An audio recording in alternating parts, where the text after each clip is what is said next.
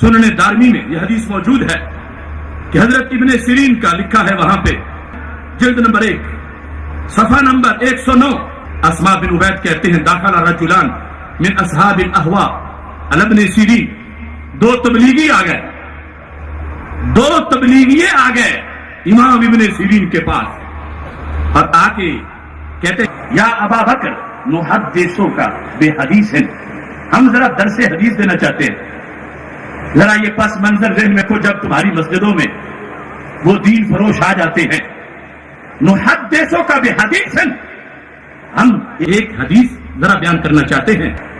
تو امام ابن سیرین نے کہا لا، میں نہیں سنوں گا، حالانکہ حدیث ہے۔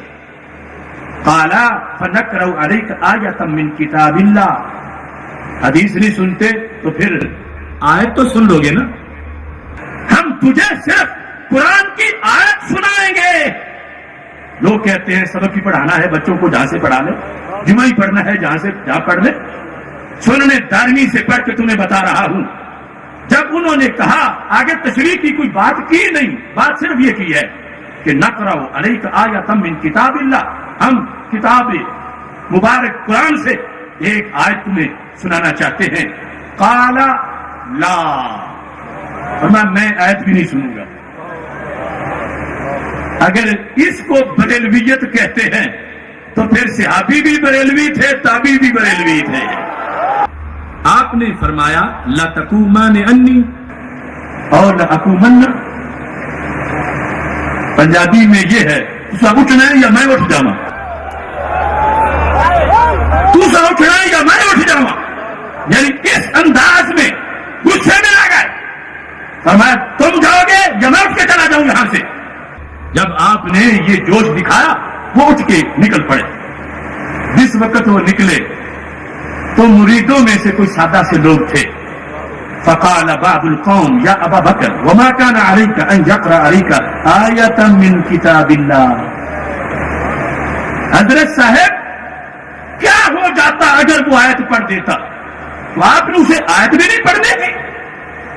لوگ کہتے ہیں انہوں نے تو درس ہی دینا تھا، تم نے مسجد سے نکال دیے تبلیغی،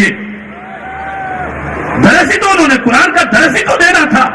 دیکھو اسلام کا معنی اہل سنت۔ اندرونی محاذ پر حضرت ابن سیرین کہنے لگے انی خشیت ان یقرأ علی آیۃ فیحرفانھا، میں نے خطرہ محسوس کیا کہ یہ آیت پڑھیں گے تو اس کی کوئی غلط تشریح کریں گے، مجھے ڈر ہے کہیں میرے دل میں اس کی بے برکتی نہ آ جائے۔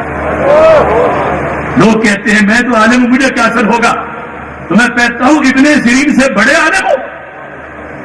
ابن سیرین کہتے ہیں میں نے اس لیے نہیں پڑھنے دیا اس کو، فَيَقِرَّ ذَلِكَ فِي قَلْبِي، یہ اس کی گھڑی ہوئی بات میرے دل میں کہیں اثر نہ کر جائے، پکی نہ ہو جائے، اس لیے میں نے اس کو نہیں پڑھنے دیا۔